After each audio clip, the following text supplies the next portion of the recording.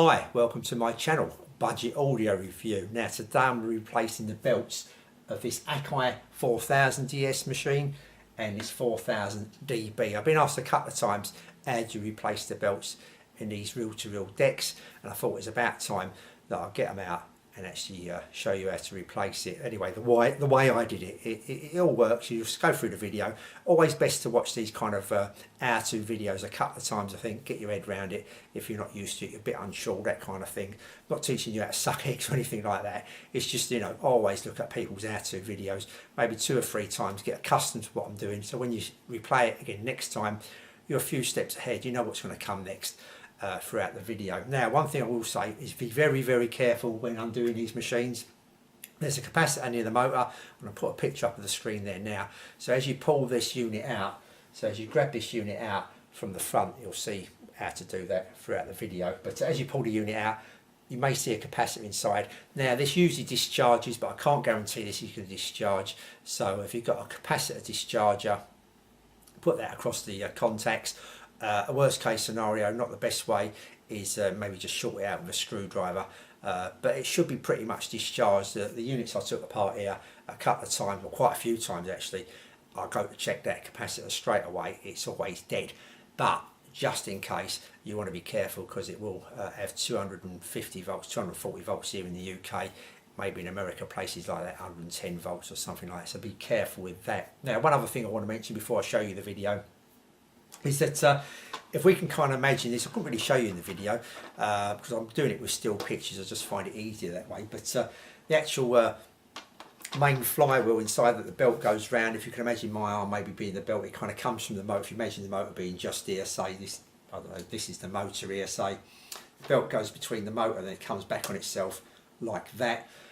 When you go to put it in the machine, when you're going to put the belt on, you'll see me that kind of like, you'll see it, this is the motor spindle, say the belt's hanging over the spindle, it dangles down, you fit the motor into the chassis, then the belt's going to be hanging down, put the unit flat and just pull the belt and it kind of goes on the spindle. The spindle's like this, the actual flywheel, it's got a big top and a smaller bottom, and it actually clips on, you know, it goes around the bottom one, not the top one. It's got a guide there anyway that's going to stop it going in the wrong place. There is a guide there, make sure you put the belt under the guide when you do it. You'll see a little metal guide there anyway, you'll see it in the video.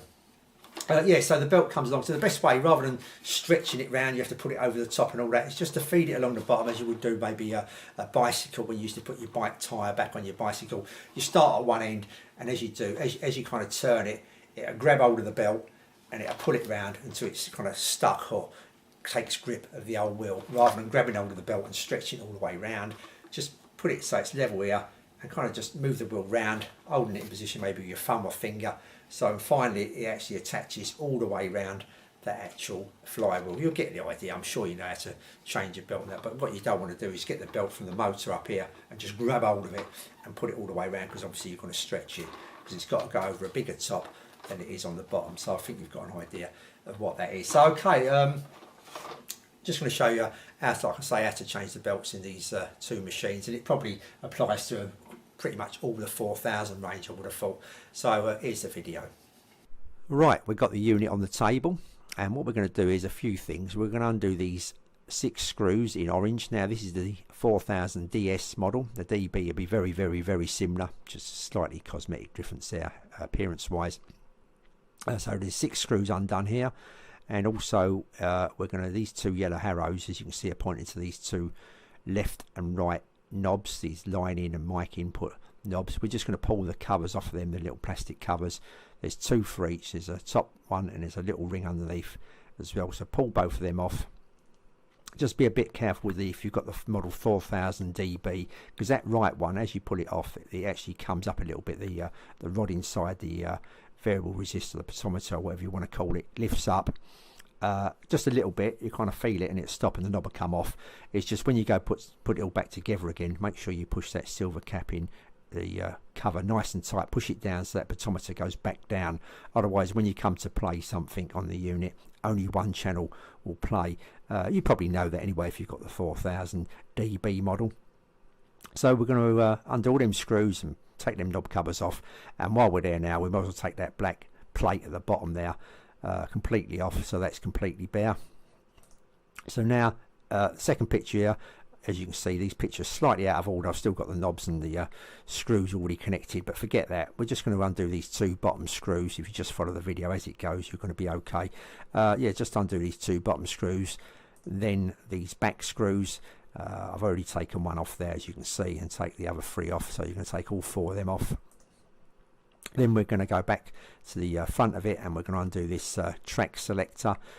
Little Allen key there will fit in there. I'm not too sure what size it is, but these dollar stores, pound stores sell a ring of them. You get about 10 or 15 of them on the ring, and one of them should fit that little Allen key there, that little grommet. And the same here with a pause button, just undo that little Allen key grommet that's holding that on. Don't undo them too much and lose the grommet. Just a few little, well, 1 or 2 turns should loosen it enough to pull it off.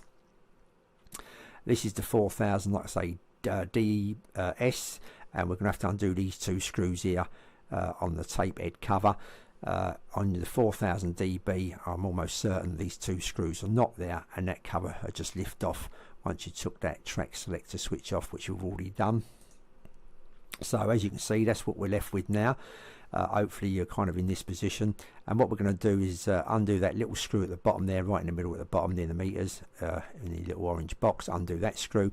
Now on this pinch roller here, on the DS model I've got, this unscrews. It's a little silver like cap on top of the pinch roller. It's not the old pinch roller, it's not including the black rubber. It's just a little silver cap on top. Just, you know, get a fairly good grip of it, and just start unscrewing it unclockwise, anti-clockwise, that's the word I'm looking for. Undo it anti-clockwise, and that should unscrew after quite a few turns. Now on the DB model, this actually pulls off. Just be a bit careful, so don't start unscrewing it and, you know, getting the angles wrong or something, because you could actually snap the thing holding it in. It's kind of just a push on thing, so just be careful. Just check it, do it gently. If you know, just do it gently, or either model, just make sure you're doing it the right way. But on my DB it pulls off, and on the DS it unscrews. So once you've done that, you'll see the pinch roller, and that pinch roller, just grab hold of it, just lift it up in the air. Basically it should just slide completely off like that. And now we're going to undo these 2 screws here on the forward, fast and rewind, and the play and record controls. We're just going to undo them 2 screws, and them 2 controls will come off. And once they're off, you should end up with something like this now. And we took that silver cover off, that just lifts off. Gently remove that, and then you're into the actual gummins of the machine. And now what we're going to do is actually take the gummins out, you know, just lift that completely clear of the actual wooden unit, and then we can work on it. Maybe a way of lifting it is actually these 2 yellow arrows pointing to this kind of like steel bar going down the left and right hand side, this like bracket. If you just tuck your fingers in underneath that, and if you just lift up while it's on the table, it will clear itself of the wooden housing, and then just pull the wooden housing far away as possible from the actual unit, and then we can get to work on it. So let's carry on with that. Right, I just want to remind you once more, just be careful of that capacitor, make sure it's discharged, because there could be some high voltage. Chances are there isn't, but there could be, so be very careful. So this is the 4000 DB model. First thing we're going to do is put it face down so we can see the motor and the flywheel. We can see the belt we want to replace there with the red arrow, and we want to take this bridge going across this bracket holding the flywheel in place. It's just 2 screws as indicated by the yellow arrows. One of them you can't see in this picture, but there is a screw there, you won't miss it. Take them 2 screws out. Now if you've got the DS model, it's a similar kind of bridge, but it doesn't go all the way across. It kind of comes in from the side and overhangs. I think they call it a cantilever bridge, something like that anyway, but it's just obviously not a bridge. I can't see any cars going across it. But anyway, we're going to undo them 2, well, that screw should I say, and that nut. Now once that's undone, you're going to see this kind of picture, and what we're going to do is undo 2 grommets. The grommets here are shown with the yellow arrows, and if you look carefully you'll see the one at say 90 degrees, or the one at 3 o'clock. You can't really see it, where the one at 12 o'clock you can. That's because these grommets, one goes all the way in and kind of catches a ridge on the spindle, when the other one just catches the spindle. So if we take a closer look at that, there you can see one of them goes all the way in and the other one just sticks out just a tad. Yeah, so when you take these out, you'll see that the spindle looks like that, and you can see the little ridge 3/4 of the way up that spindle, where one of the grommets goes in. It kind of holds it, you know, tightly in place. it can't move around once you've tightened it up there. And the other one is just another kind of grip on the side. So make sure when you come to replace that wheel after you've done it all, that you actually put that grommet back in place in that particular place, so it gives a good firm grip of it. And then of course, once you've got this flywheel out, you may want to give that a clean all the way around with some maybe isopropyl, I can't even say it, alcohol solution, some cleaning solution to get all the rubber off of it from the previous belt, etc.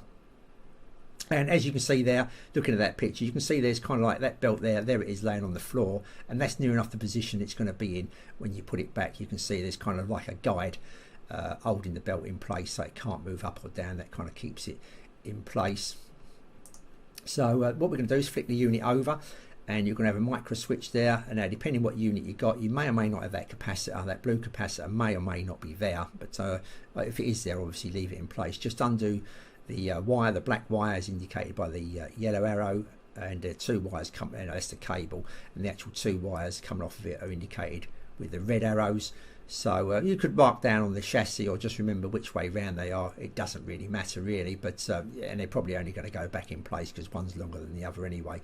But yeah, just mark, so you know which is the blue and which is the grey, where they are. I'll just put a little mark on the chassis, B for blue and G for grey, so you know where they are.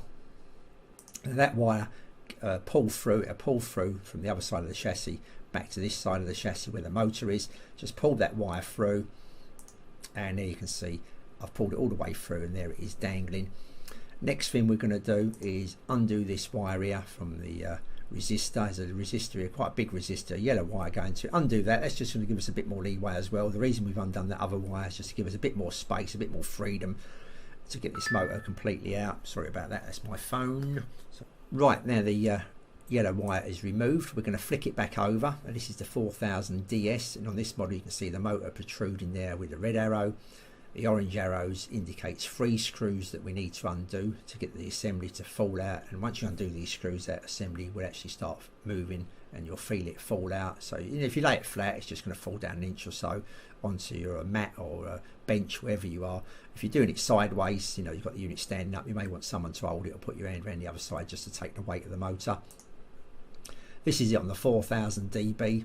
Screws are pretty much exactly in the same place, but just to show you, this works with the dB as well. That's the motor completely out, and while that's out, you may want to give that a clean as well, the tip of it, the end of it there, with some isopropyl alcohol. I think I'm pronouncing that correctly, but you know what I mean. Don't do what I did. I took these 3 spindles off these 3 spacers here off. I thought it may be easier for me to put it back in position when I come to remount it after putting the belt on. But it wasn't a great idea. It made it more awkward because the actual top screw, the top one, was a bit awkward to get to when you actually come to replace it, or in fact to undo it as well. So don't do that. Leave these in place. But this next picture shows you, shall I say, the belt in place and me ready to refit it back into the hole. And as you can see, I've left them spaces actually on the unit itself, actually on the deck itself, rather than leave them in position on the motor. And like I say, it seemed a good idea at the time, but there's not the way to do it, I don't think. Best to leave them spindles, them spaces on the motor as they are, and just realign the holes up yourself. You may need to get someone around the other side to show you where you're close, or to put the first screw in or something like that, just to give you an helping hand, but you're probably going to be all right. Okay, so now we're going to replace the counter belt, and the counter belt goes between that black spindle just underneath that wire and that little white spindle towards the right hand side a little bit. So if we undo this wire here, it's just going to give us a bit more freedom, a bit more space. It's only a little connector, and with this we can make a little mark on it, so we get it. So when we go to put it back, it's in exactly the same place. So I think it only goes one way anyway, but just to make sure, we're actually going to put a little mark on it, so we know it's in the right place. Now it's fitted, we're pretty much going to reverse everything now. So the first thing is to put that lead that we've just taken out back in place, then feed that wire, that black cable, back through to the front, and resolder that back in position on that little micro switch, as so. Then we're going to replace the bridge, or the cantilever bridge that I called on the previous model. Put that back in place so it's holding the flywheel back. Then we're going to put this yellow wire back in place on the resistor, so resolder that, and it's pretty much now all done. And we're going to just grab the unit and put it back in the actual wooden housing, and that's that done. Okay, so hopefully you followed that okay. If you have, once you've done it, both machines, it's just put them both in forward fast there for you, or fast forward, whichever way you like to call it. Once both machines are done, you have a brand new belt, and that should help the wheel and flutter of the machine, etc. So yeah, I will come back. Let's turn these off now. I will come back to these machines. I've got two now, as you can see. Any regular subscribers to the channel, I only started off with one. I bought another one with one channel dead. It won't play back one channel, now and again spring into life. So I will bring another video out shortly showing you how to how I repaired my channel. I'm not saying your channel's going to be exactly the same, it may be another fault, but my particular channel, how I got it working. Until then, I'll say thanks for watching, and I'll see you all soon.